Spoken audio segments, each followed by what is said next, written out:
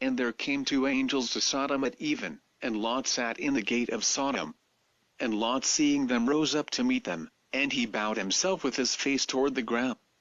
And he said, Behold now, my lords, turn in, I pray you, into your servant's house, and tarry all night and wash your feet, and ye shall rise up early, and go on your ways. And they said, Nay, but we will abide in the street all night.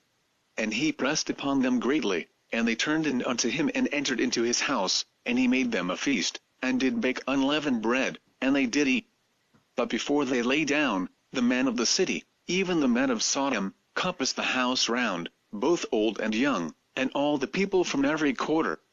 And they called unto Lot, and said unto him, Where are the men which came into thee this night? Bring them out unto us, that we may know them.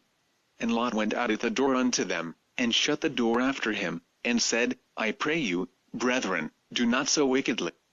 Behold now, I have two daughters which have not known man, let me, I pray you, bring them out unto you, and do ye to them as is good in your eye.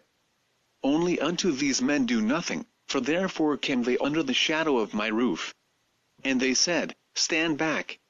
And they said again, This one fellow came in to sojourn, and he will needs be a judge. Now will we deal worse with thee, than with them. And they pressed sore upon the man, even Lot, and came near to break the door. But the men put forth their hand, and pulled Lot into the house to them, and shut the door. And they smote the men that were at the door of the house with blindness, both small and great, so that they wearied themselves to find the door. And the men said unto Lot, Hast thou here any besides? Son-in-law, and thy sons, and my daughters, and whatsoever thou hast in the city, bring them out of this place. For we will destroy this place, because the cry of them is waxen great before the face of the Lord, and the Lord has sent us to destroy it.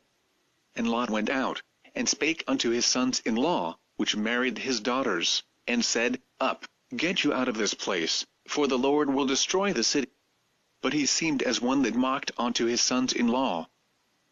And when the morning arose, then the angels hastened Lot, saying, Arise, take thy wife, and thy two daughters, which are here, lest thou be consumed in the iniquity of the city. And while he lingered, the men laid hold upon his hand, and upon the hand of his wife, and upon the hand of his two daughters, the Lord be merciful unto him. And they brought him forth, and set him without the city.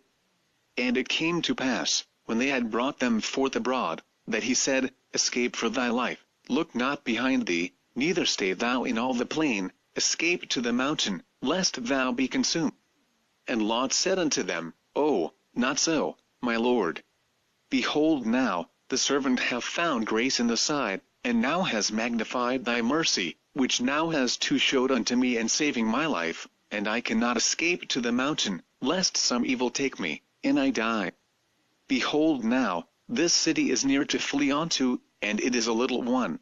O let me escape thither, is it not a little one? And my soul shall live. And he said unto him, See, I have accepted thee concerning this thing also, that I will not overthrow the city, for the which thou hast spoken. Haste there, escape thither, for I cannot do anything till thou be come thither. Therefore the name of the city was called Zoar. The sun was risen up upon the earth when Lot entered into Zoar. Then the Lord rained upon Sodom and upon Gomorrah brimstone and the fire from the Lord out of heaven, and he overthrew those cities, and all the plain, and all the inhabitants of the cities, and that which grew upon the ground. But his wife looked back from behind him, and she became a pillar of salt,